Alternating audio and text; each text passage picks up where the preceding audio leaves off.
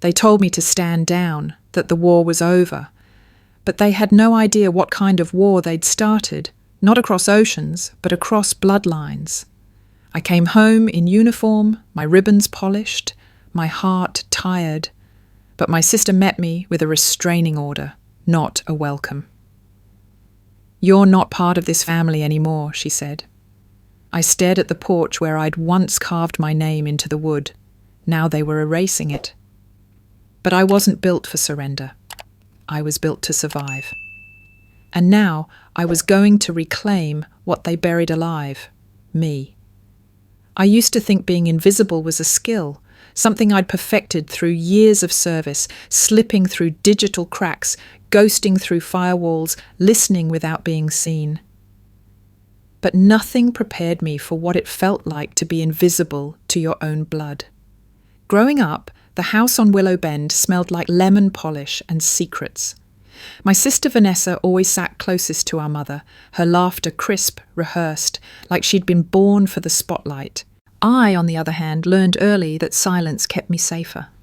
If I stayed out of the way, I wasn't a burden, that's what I told myself. At birthdays, I was the one behind the camera.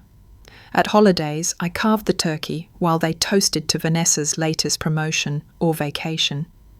When I enlisted at 18, no one stopped me, no one even asked why. And yet I kept writing. From boot camp, from overseas bases, from conflict zones where the walls rattled with incoming rounds. I sent postcards, birthday gifts. Once even a hand-carved box from a market in Oman. I never got a thank you, but I kept sending them. Because some part of me, naive and stubborn, believed that service earned love. That one day I'd come home and find my seat still waiting at the table. That belief shattered with a phone call from a mutual friend. "Your mum passed last week," she said gently. "I thought you'd been told." The world slowed. I remember the date, November 3rd. I was in Munich, finalising paperwork for my discharge. My heart didn't break immediately. It caved in slowly, like drywall soaking up water until it collapsed on itself. I flew back as soon as I could. But the funeral was over, the headstone already engraved. No one had called me, not my father, not Vanessa. When I stood at the cemetery, it felt like I was mourning two deaths, my mother's and my own place in this family. Then came the final cut. An old neighbour, sweet Mrs. Langley, pulled me aside, hesitating. I didn't want to say anything, but "Your name wasn't in the obituary." I blinked. "Excuse me?" "They listed Vanessa and your father and even Gregory, but not you." I nodded, lips tight, thanked her, walked away like it didn't gut me. That night, sitting in my motel room, I opened a photo of my mum. One from before the illness, before the forgetting. She was laughing, eyes bright, holding a baby blanket I'd sent from Qatar. I'd thought she kept it, maybe she did. Or maybe Vanessa threw it out with the rest of me. 3 days after the cemetery, I stood at the front porch of the house I once called home. It looked the same. Blue shutters, white columns, the wind chime that never stopped spinning. But something in the air had shifted, like the structure itself had learned to breathe without me. I rang the doorbell, not because I expected an answer, but because some rituals die hard. Vanessa opened the door halfway, eyes sharp, makeup too perfect for a morning like this. "Kendra," she said, flat, no hug, no condolences, just my name, like it was an inconvenience. "I just wanted to talk to Dad," I said, voice steady. "Say goodbye to the house, maybe look through some of Mom's things." She stepped outside, closing the door behind her. "That's not possible." My heart thudded once, then froze. "Why?" Her smile was professional, tight, curated. "Because this isn't your house anymore, and he doesn't want to see you." The words didn't land all at once. They hovered in the air, sharp-edged, and waiting to pierce. I blinked. What? "He says you made your choice, that you left. You didn't come back when Mum got sick. You missed the whole year." "I was deployed," I snapped. "In Djibouti. They wouldn't let me..." Vanessa raised a manicured hand. It doesn't matter now. I stared at her. The porch we stood on still had my initials carved into one of the beams, KM plus Grandpa Leo, a memory from when I was 8 and learning Morse code under the stars. But that girl? She didn't exist anymore, and apparently neither did her place in this family. Vanessa looked me over, eyes pausing on my service ribbons like they were stickers on a cheap suitcase. "You're not listed on the deed," she said, "and you're not in the will. Dad made that very clear. Mom promised. Mom's dead." She said it like a period, cold, final. I didn't flinch. I'd been trained to take worse. But the ache in my chest didn't feel tactical. It felt personal. "I'm sorry for your loss," I said quietly. "Even if you don't think I deserve to be." Vanessa didn't reply. She turned and walked back inside, closing the door with the soft certainty of someone who believed they'd won something. And maybe she had. I stood on that porch for another full minute, listening to the wind chime. Then I walked away, not down the driveway, but through the yard, past the hydrangea bush my mother planted the spring before she got sick. It was withered now, brown around the edges, kind of like us. That night, I couldn't sleep. The motel walls were thin, the air stale, and my mind kept replaying the look in Vanessa's eyes, polished, clinical, like I was a patient she'd already diagnosed and filed away. At 2 a.m, I sat at the edge of the bed, scrolling through old emails on a burner laptop I always kept encrypted. Years of messages, mostly unanswered, sent from deployments, from base camps, from bunkers. I found one from 3 years ago, subject line, "Mum's birthday." I'd sent it from Afghanistan. Attached was a video of local schoolgirls singing, holding a handmade cake. I'd written, "Tell her I'm safe, that I love her." There'd been no reply. I clicked through old photos. One caught my breath. A family barbecue. Maybe 10 years ago. I was in the background, half hidden behind the grill, while Vanessa and Gregory stood centre frame with my parents, wine glasses raised like royalty. I zoomed in. My father's hand rested proudly on Vanessa's shoulder. Mine was gripping a spatula, forgotten. Somewhere between then and now, I'd become a ghost in my own life. The next morning, I went to the county clerk's office to look up property records. The woman behind the counter was kind but distracted. When I gave her the address, she typed for a moment, then frowned. "It was transferred," she said. "Transferred? To who?" She slid a printed form across the desk. My stomach dropped. The deed now belonged to Ravencrest Holdings, LLC, a shell company. I'd seen dozens like it in my military investigations, often used to funnel or hide assets. "Who signed off on this?" I asked. She pointed to the bottom of the page. My own name was there, Kendra Marlowe. But it wasn't my signature. I stared at it. Perfect curves, loops practiced, too practiced. My hand shook slightly as I pulled out my ID and compared the two. Anyone who'd ever seen my writing would know this was a forgery. The woman looked uneasy. "Is something wrong?" "No," I said quietly, folding the paper. "Everything's starting to make sense."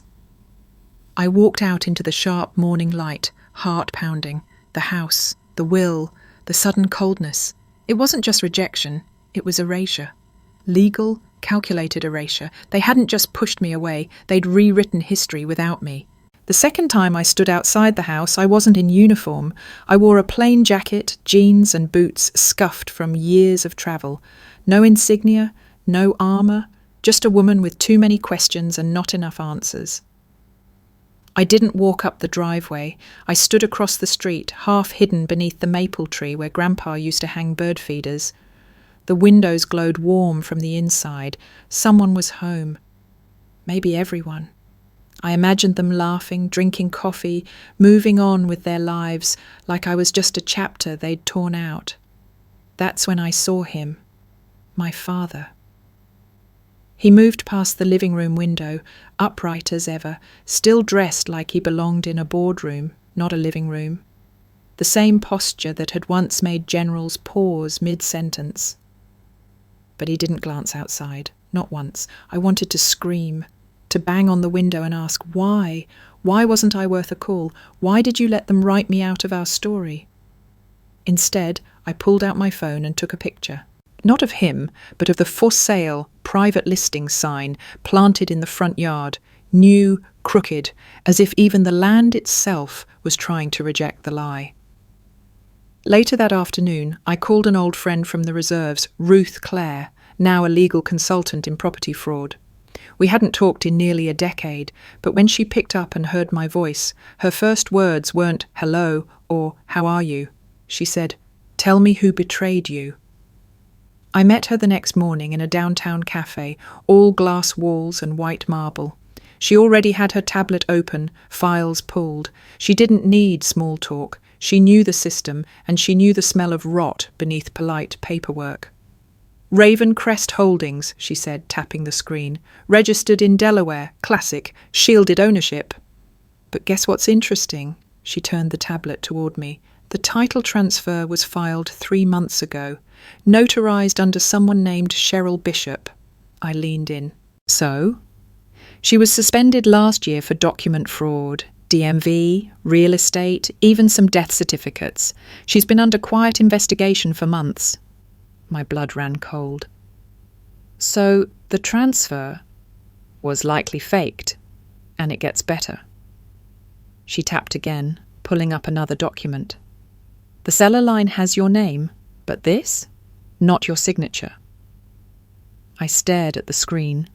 My name, Kendra Marlowe, sat printed in bold beneath a swooping foreign cursive. Ruth looked up. They didn't just remove you from the family, they committed felony fraud to do it. I didn't speak for a long time. Ruth didn't rush me. She just sat there, tapping the side of her coffee cup like she was listening to something only she could hear. Finally, I said, I want it back. She nodded once, sharp and precise. Then we start here. Over the next hour, Ruth pulled up more files, tax filings, utility bills, court record indexes.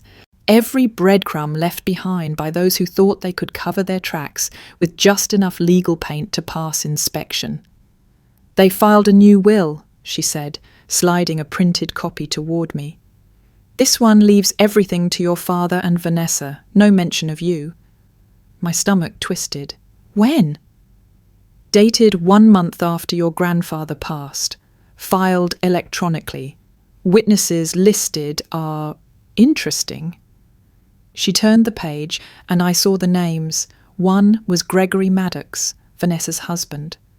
The other, a local real estate attorney who had since been disbarred for bribery. I never saw the original will, I admitted, but Grandpa told me, face to face, that the house was mine. He said it after dinner, the night before he died. My mum heard it too. Any chance there's a recording, a journal, a letter? I blinked. He used to keep video logs. Tech was his hobby. I might have backups on an old server. Ruth's eyes lit up. That could be gold. A dated video with intent, even verbal confirmation, could break this wide open. I nodded slowly, gears turning. The pain was still fresh, but something else was building beneath it. Resolve, the kind I hadn't felt since I stood in front of a military tribunal defending lives with only data and grit. But this wasn't about soldiers. This was about my name, my family, and the lies they wrapped around it. We left the cafe together. Ruth walked me to my car, handed me a thick folder of documents, and looked me dead in the eyes. Kendra, they've built a wall of paper around this thing. They expect you to walk away. I'm not wired that way, I said. No, she said with a hint of a smile. You're wired to breach. As I slid into the driver's seat, I looked back at the folder in my lap. Inside it was a list of every person, every filing, every transaction that had made it possible to legally erase me from the home I'd once called sanctuary. They thought paper could bury me. They forgot I'd learnt to read between the lines. That night, I drove past the house again, this time with new eyes. Not as a daughter seeking closure, but as an investigator. I circled once before parking 2 blocks away, killing the engine and lights. The quiet was thicker than usual, the air sharper. The house looked ordinary on the surface, but I knew now appearances were the oldest camouflage. As I sat there watching, a black SUV pulled into the driveway. Not Vanessa's Lexus, not Gregory's Audi. Something else. Sleek, tinted, out of place. Two men stepped out, one tall, one short. No luggage, no briefcases, just silence and a slow walk to the side entrance. The tall one had a familiar gait, military. You can't unlearn that kind of posture. He scanned the street once before disappearing behind the gate. I ducked lower in my seat. The side door opened briefly. Warm light spilled out, then darkness again. I reached into my glove compartment and pulled out an old field notebook. Flipped to a fresh page, logged the time, date, make of vehicle, number of occupants. Old habits, still useful. Back at my apartment, I booted up the encrypted server I hadn't touched since retirement. Inside were years of archived files, ghosted emails, digital scraps of a life I'd never fully let go. I searched for Grandpa Leo's logs, video entries he used to keep when he tinkered in his office. After an hour, I found a folder labelled LM Legacy, protected. I bypassed the encryption with a key phrase only he and I knew, Kilo Hotel Alpha. The file opened with a static-laced video clip. His face appeared, tired, weathered, but smiling. "If you're watching this," he began, "then something's gone wrong." My throat tightened. "This house, it's supposed to go to Kendra. She's earned it, not because of blood, but because of loyalty. Family is what you fight for, and she's the only one who ever fought for me." He looked straight into the camera. If they changed this, it wasn't me. I paused the video, tears threatening, hands trembling. This was it. This was proof. The next morning I met Ruth at her office. Her expression didn't shift as she watched the clip, but when it ended, she exhaled slowly. "That's enough to open an injunction." "Will it hold?" She nodded. "It'll hold long enough to dig deeper, and if we dig right, we'll bury them with their own shovel." 3 days later, I received a text from a number I didn't recognize. Just one line. "You're looking in the wrong place. Alley 9. Tonight. Come alone." I stared at it, instinct screaming caution. But the name Kendra Marlowe didn't scare easy, and whoever sent that message had just made a mistake.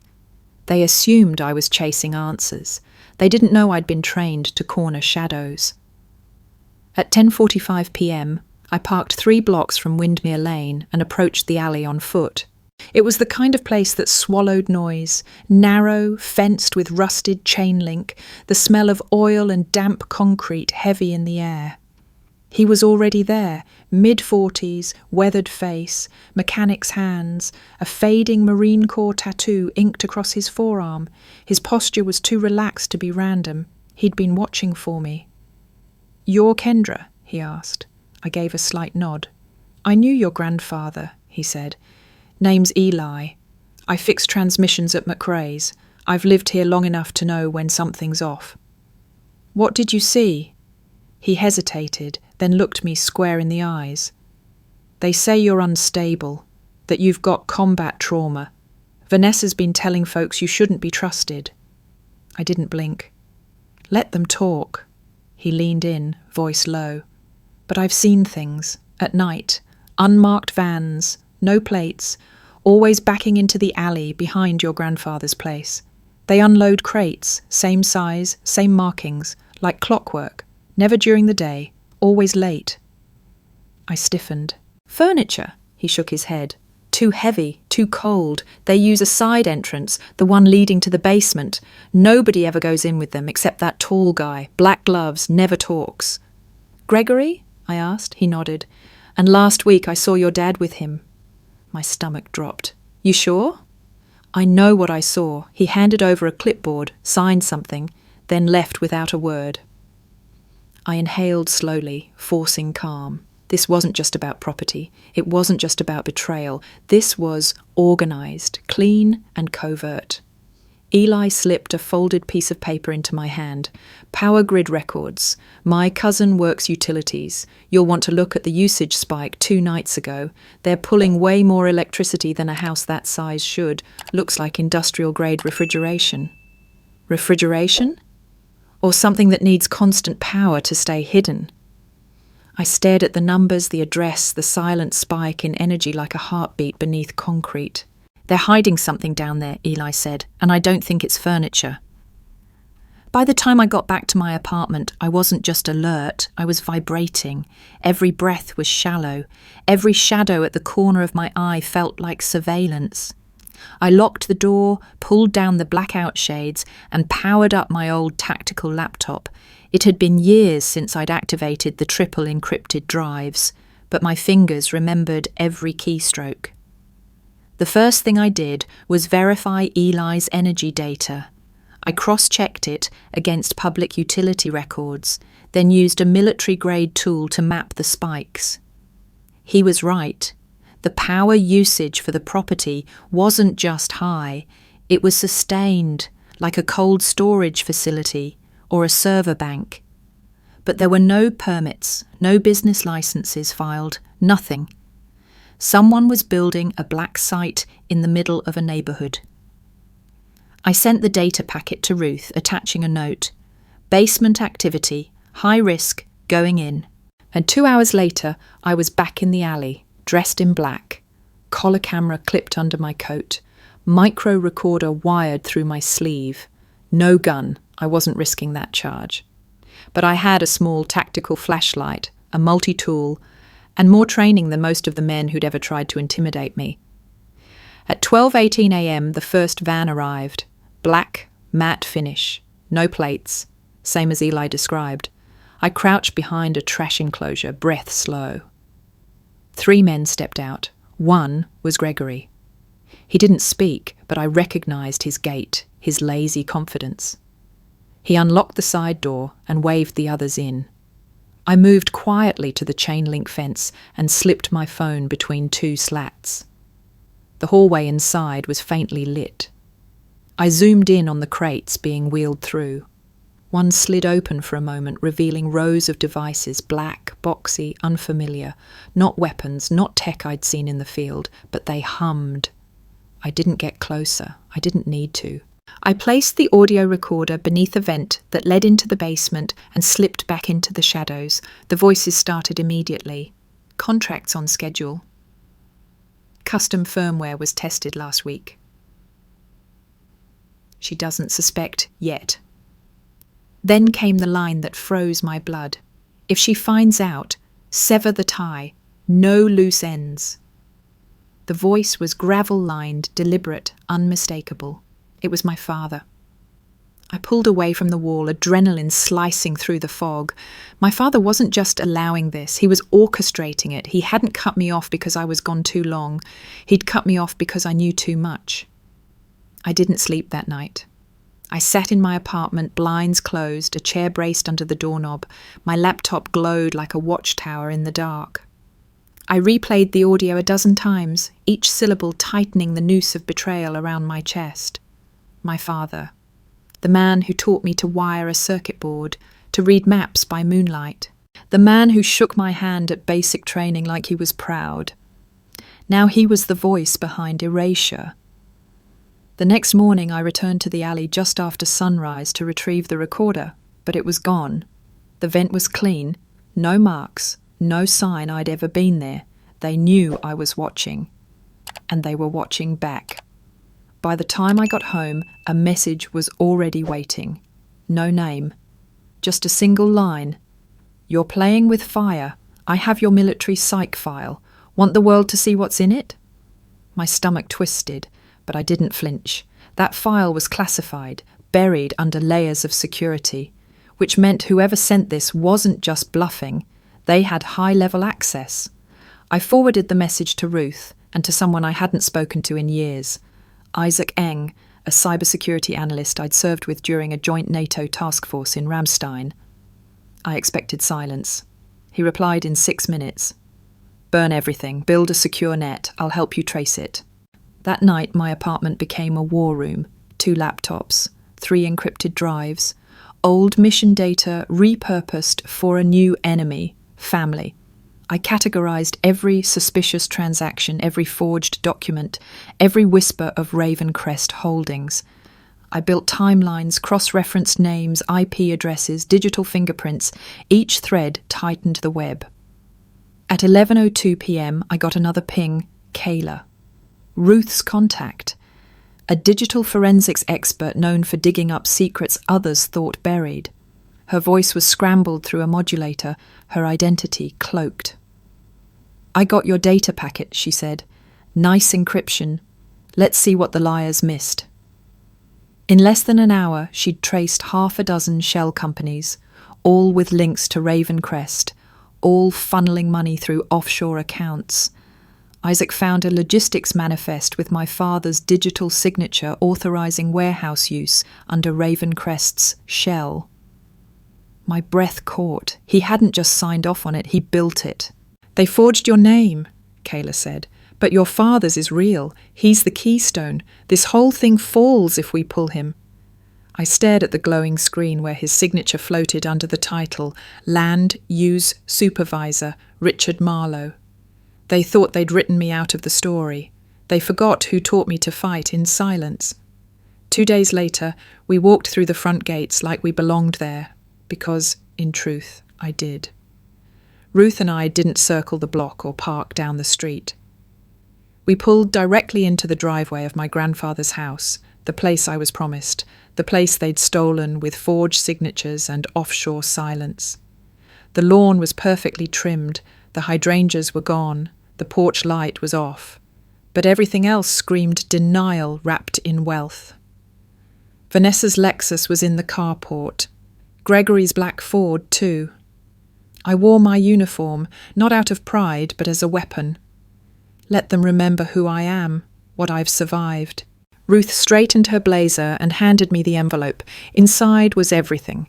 The video log, notarized timestamp discrepancies, utility fraud, financial laundering, and the kicker, my father's real, indisputable signature on a federal contract linked to an illegal site built under my childhood home. "You ready?" Ruth asked. "I've been ready since they told me I was a ghost." I rang the doorbell. Vanessa opened it, her eyes widening before she could paste on a mask. When she saw Ruth and the envelope, her lips parted, but no sound came out. Behind her, Gregory appeared in the hallway, slow and smug. "We're here to serve you with a court injunction," Ruth said, calm, professional, unshakable. "Effective immediately, all property transfers, leases, and financial activity associated with this address are frozen. The county land office has been notified. If you violate the terms, you'll face contempt charges." Vanessa looked like she was swallowing glass. "You can't do this." Gregory stepped forward, arms folded. "You really want to drag this into the light, Kendra?" I met his eyes. "I already have," he smirked. "You're unstable. You have a documented history of combat stress. No court will trust your word."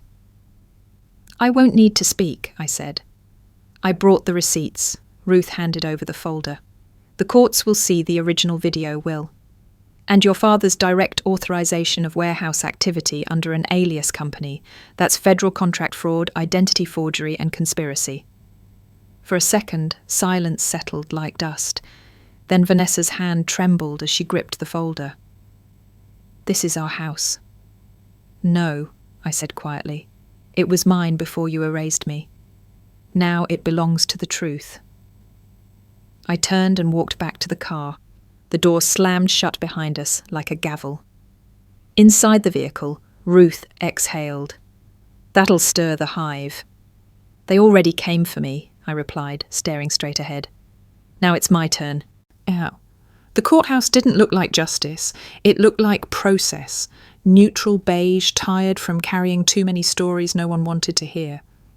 But as Ruth and I walked through the security checkpoint, I didn't feel fear.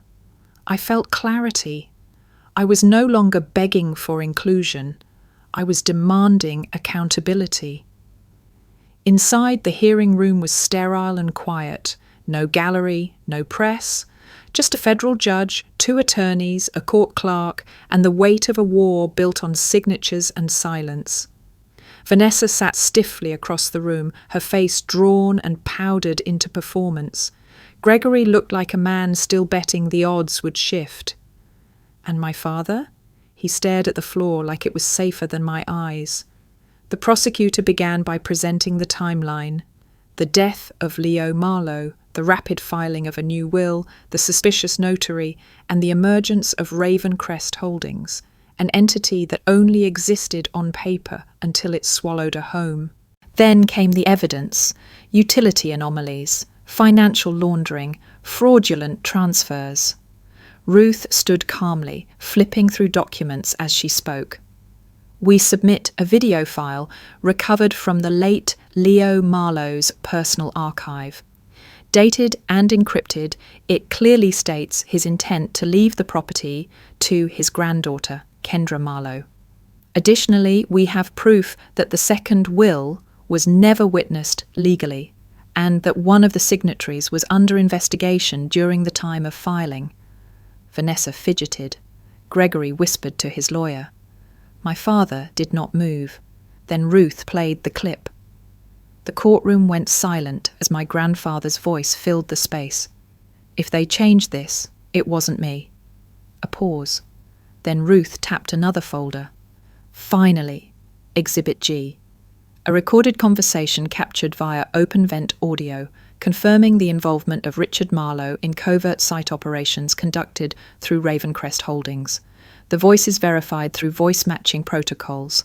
The subject says, quote, "If she finds out, sever the tie, no loose ends." I kept my eyes on my father. His hands tightened into fists. Still, he didn't speak. The judge looked up. "Miss Marlowe, would you like to make a statement?" I rose slowly. Uniform sharp, back straight, voice clear. They erased me to protect something illegal. They called me unstable to protect their fraud.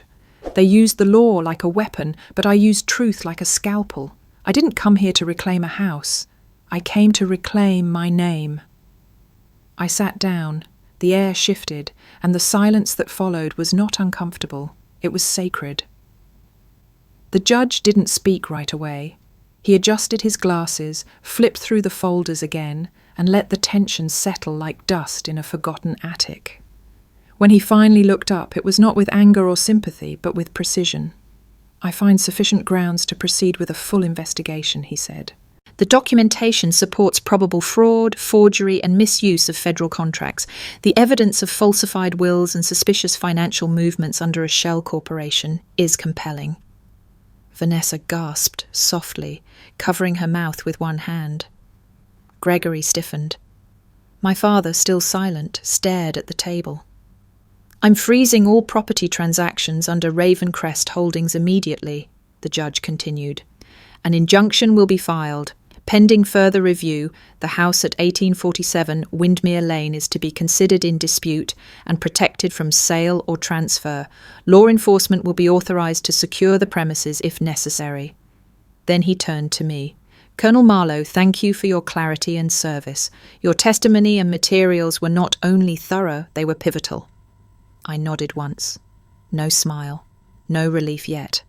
I had learned long ago that justice wasn't the final blow. It was the first crack in a wall meant to hide rot.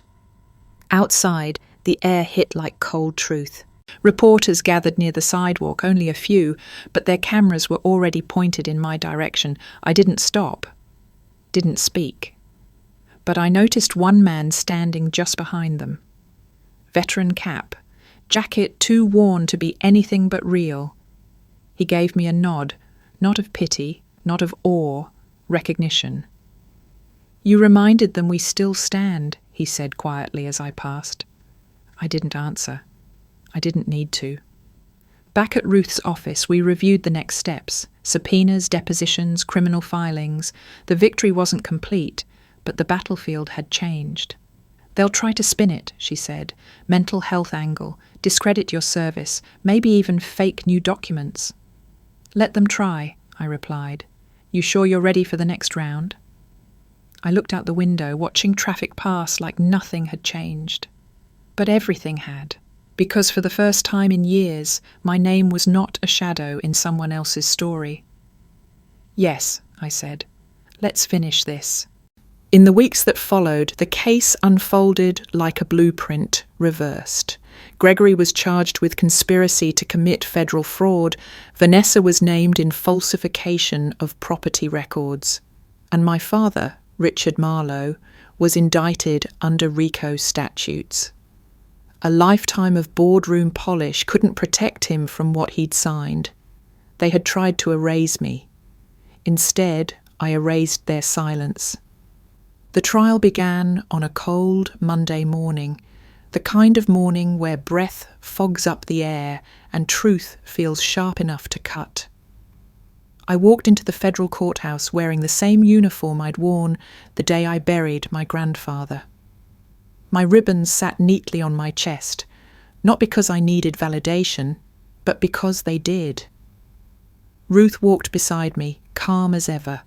She'd prepared for this moment with the same intensity I'd once used to plan cyber ops, precise, unrelenting, cold where she needed to be. Inside the courtroom, the atmosphere was different now. It wasn't just about injunctions or frozen assets. This was a full-blown criminal proceeding. Witnesses were lined up, evidence exhibits mounted high on the walls like silent witnesses of their own. I took my seat behind the prosecutor's table. Across from me, Vanessa, Gregory, and my father sat stiff, polished, and defensive. But they couldn't polish away the weight of the evidence. The opening argument laid it all bare. A conspiracy to strip ownership through forged legal documents, the use of shell corporations to launder money from federal contracts, and a calculated plan to discredit me through psychological manipulation and character assassination. Then it was my turn. The prosecutor called me to the stand. I took the oath and sat down, folding my hands tightly to keep them from shaking, not from fear, but from rage so old it had calcified. "Colonel Marlowe," the prosecutor began, "can you walk us through what led you to challenge the property transfer?" I took a breath and spoke slowly. "I came back from service expecting home. What I found was silence. A house I grew up in suddenly no longer belonged to me. No explanations, no warnings, just rejection. From my sister, from my father, from people who should have been waiting for me with open arms." "And when you started investigating?" "I uncovered forged signatures, fake wills, falsified transfer documents. I traced the money. I found the lies. They used my name to get federal contracts, and then tried to wipe me from the records to keep it hidden." The courtroom was silent except for the soft scratch of pens on paper. "They made me the villain in their story," I continued. "But I didn't come here to burn them down. I came here to be seen, to make sure the truth, my truth, wasn't buried in their silence." I glanced toward my father. He didn't look at me. He never had. But it didn't matter anymore, because now the whole world was looking. Ruth took the lead during cross-examination, and she moved with the calm certainty of a surgeon making the first incision. She called the notary public, who had witnessed the revised will. The man looked uncomfortable in his seat, his hands twitching as he reached for the microphone.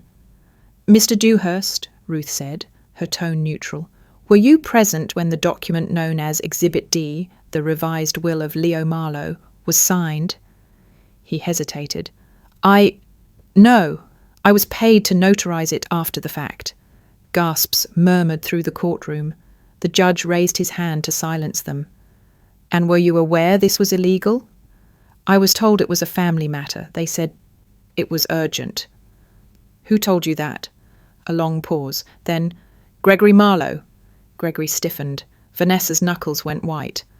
"My father?" He showed no visible reaction, only a long blink. The prosecutor leaned in.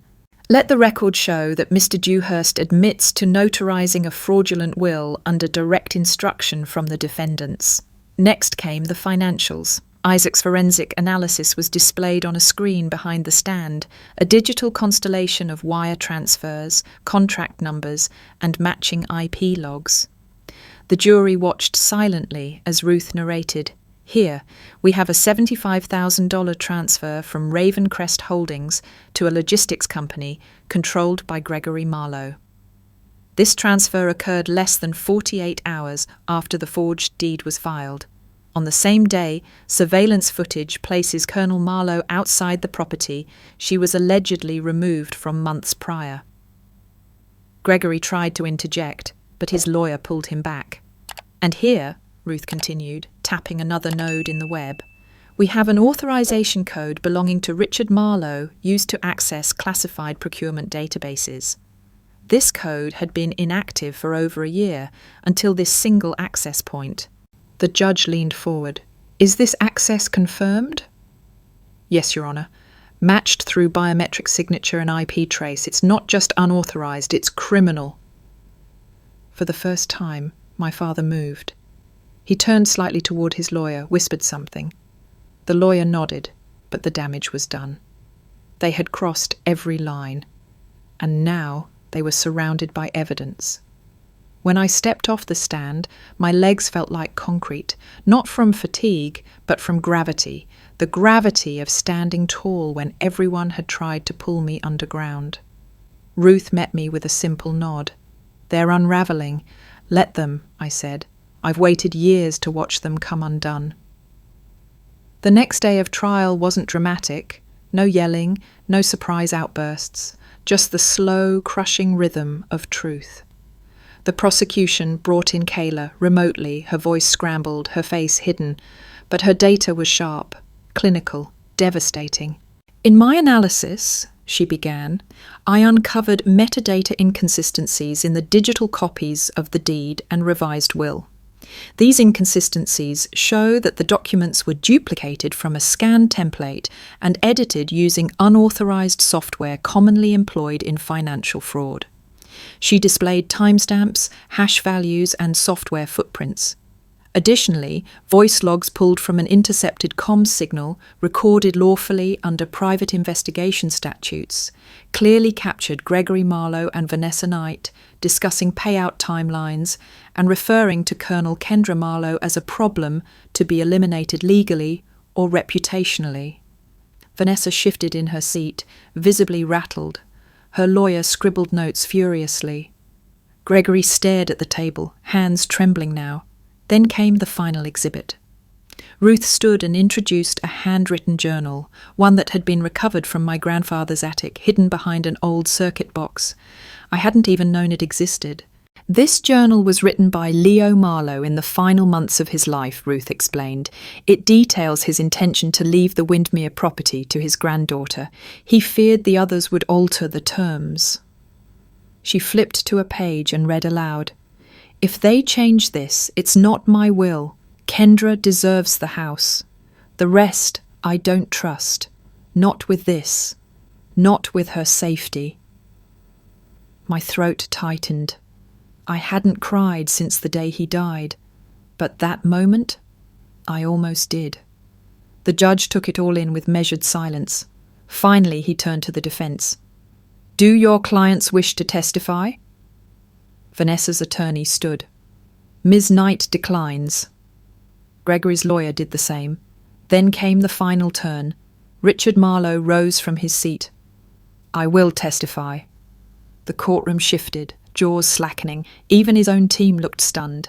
He walked slowly to the stand. Every step was calculated, measured, familiar. Just like the man who used to give speeches at family reunions like they were state addresses, he took the oath, sat. And then, for the first time in my life, he looked me in the eye. I did it, he said.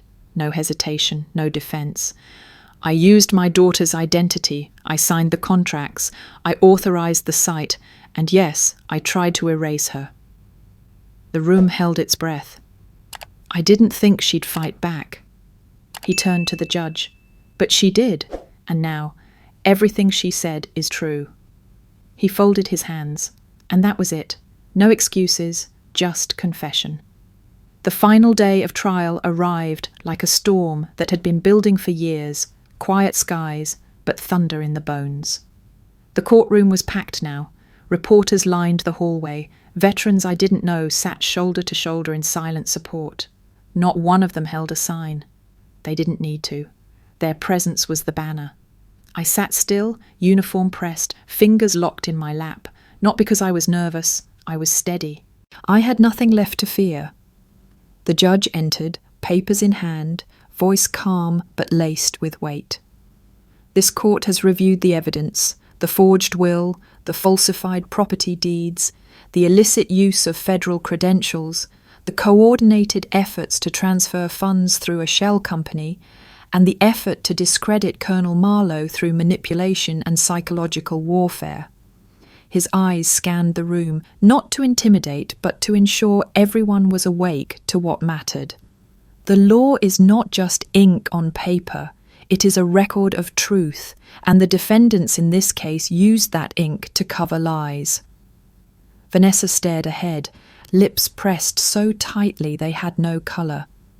Gregory looked like a man whose bluff had finally been called. My father? He didn't blink. In light of the evidence and testimony, the judge continued, Vanessa Knight is sentenced to 6 years in federal prison for fraud and perjury. Gregory Marlowe is sentenced to 10 years for conspiracy and wire fraud. Then he turned to Richard Marlowe. You confessed under oath. You attempted to erase your daughter's legal and personal identity for profit. That is not only morally reprehensible, it is criminal. You are sentenced to 15 years, no parole. He closed the file. This court is adjourned. No shouts, no drama, just a moment, a pause when the world shifted, and then came the sound of futures collapsing. Outside, the sky broke open, not with rain, but with clarity. The press surged forward, questions flew like arrows. I didn't stop. I didn't need a microphone. But one man reached out as I passed, an older vet, beard grey, cap worn. Colonel, he said softly, you reminded them we still stand. I paused, looked him in the eye. No, I said, we reminded them. And I kept walking. Not toward revenge, but toward restoration. The following weeks blurred into a slow, echoing aftermath. Papers were filed, locks were changed. My name was restored on every legal document that had once been forged out of existence. I returned to Windermere Lane one quiet afternoon. No fanfare, no uniform, just me, Kendra, in jeans and an old sweatshirt, walking the path from curb to porch like I had as a child. The house looked different now, not just because the facade had been cleaned or the for sale sign removed. It looked lighter, as if some unseen weight had finally been lifted from its foundation. I unlocked the front door and stepped inside. Silence greeted me. Not the silence of exile, but the kind that felt like a held breath finally released. I walked through each room. My grandfather's study still had the faint smell of pine and old paper. The basement door, once a vault of shadows, now stood open, empty, stripped clean by federal investigators. No more secrets, no more ghosts, just the shell of what once hid rot, now ready to become something new. Later that evening, Ruth stopped by. She brought a bottle of wine and a folder thick with closing documents. We sat on the porch, the hydrangeas still missing, but the soil waiting. You could sell it now, she said, half teasing. Market's strong. I shook my head. This isn't just a house, it's a scar. You don't sell scars, you learn to live with them. She nodded, understanding more than she said. Then what comes next? Rest, I answered. Rebuilding. Maybe something as simple as planting flowers that actually belong here. We toasted, not to victory, but to survival. Later, alone, I walked back inside and opened the hallway closet. Tucked behind boxes, I found something I hadn't known I was looking for, an old tape recorder. One of the ones Grandpa used to document his thoughts when arthritis made writing too painful. I pressed play. If you're hearing this, Kendra, I hope you're still brave. I hope you remembered who you are, because they'll try to take that from you someday, but you're my legacy. Not my property, not my contract, my truth. I let the words settle into my bones. For so long I thought I'd been fighting for a deed, a house, a legacy, but really I was fighting to exist. And now I did, fully, loudly, unforgivably. The tape ended with a soft, mechanical click.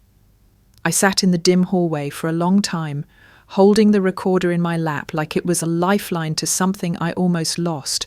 Not the house, not the trial, but myself. Grief arrived late, like a delayed echo creeping in once the war was over. It wasn't loud, it didn't scream, it whispered. What they did hurt, but what they tried to erase, that was what had nearly undone me.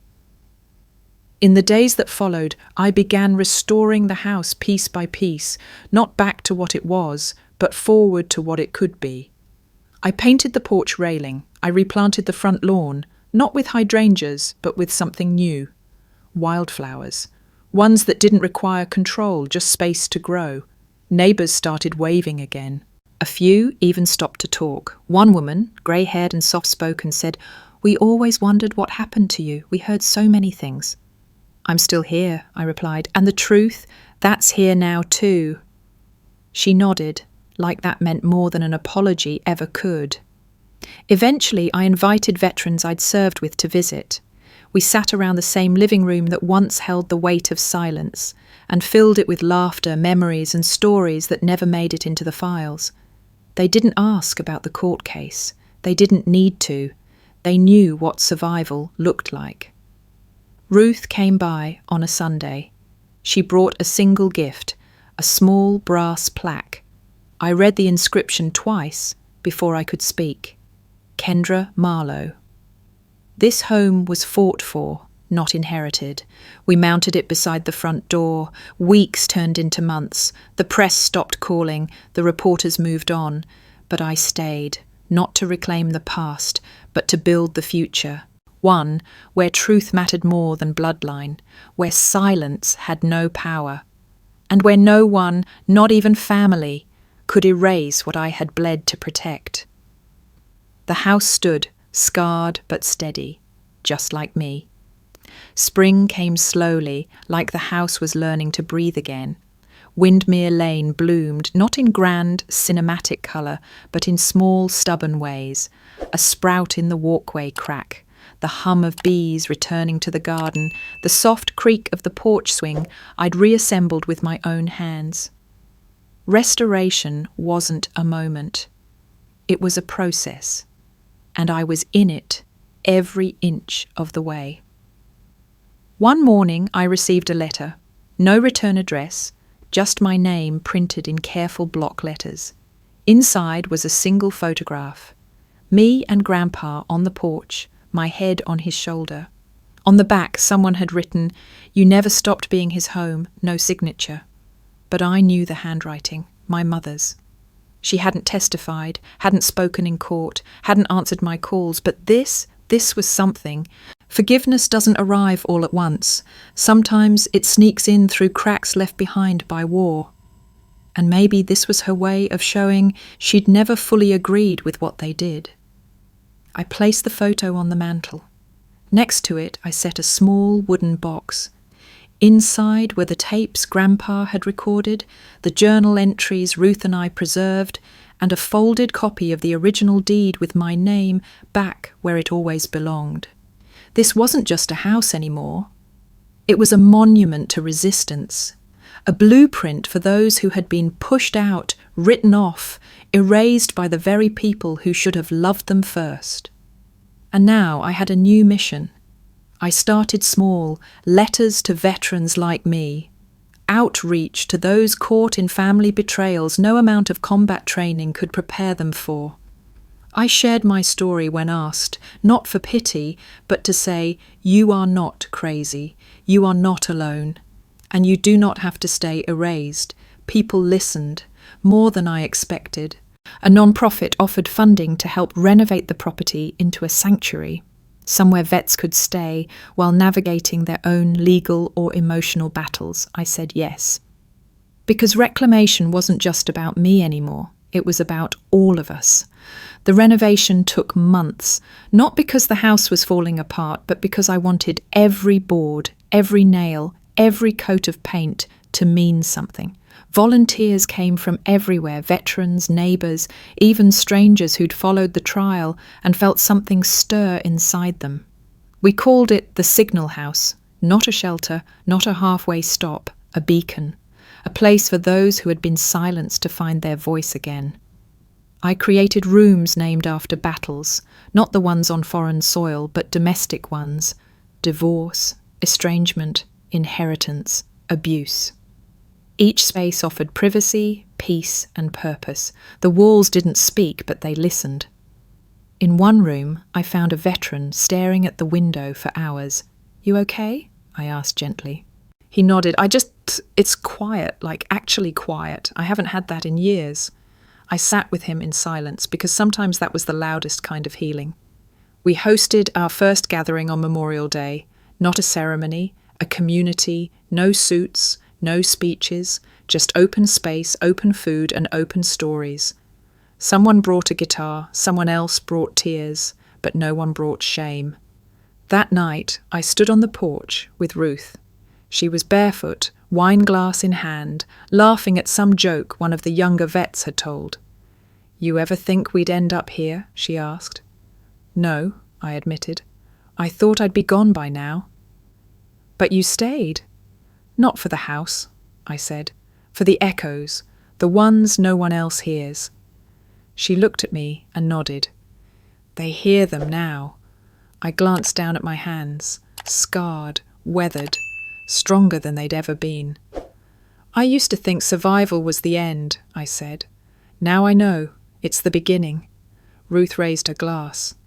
"To beginnings. To the ones we fight for," I added. "To the ones we become," she said, and we toasted. Not to the pain behind us, but to the future we'd finally carved open with truth. On the 1-year anniversary of the trial, I stood at the front gate of Windmere Lane and installed a new plaque, this one made of iron, forged by a veteran in Utah who'd lost his own family estate to probate fraud. It read, "Truth lives here, not just the kind that wins cases, the kind that rebuilds lives." I didn't cry, not because I wasn't moved, but because for once I didn't need tears to feel. Inside the house, voices rose with laughter. I walked through rooms now filled with people who had clawed their way back from the kind of emotional wilderness no one teaches you to survive. We had therapists on call, legal aid, workshops about navigating estranged family dynamics.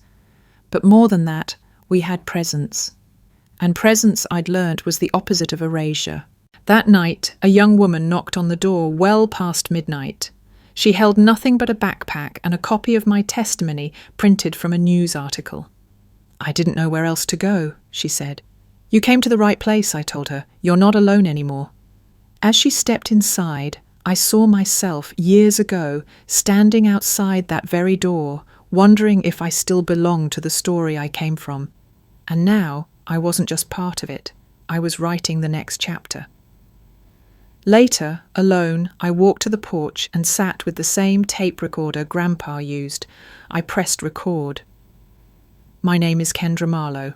I am a veteran, a daughter, a survivor, and this house didn't save me. I saved myself. But now this house is where others get to begin, and no one gets to erase that." I clicked it off and left the recorder right there on the railing, a signal for whoever needed it next.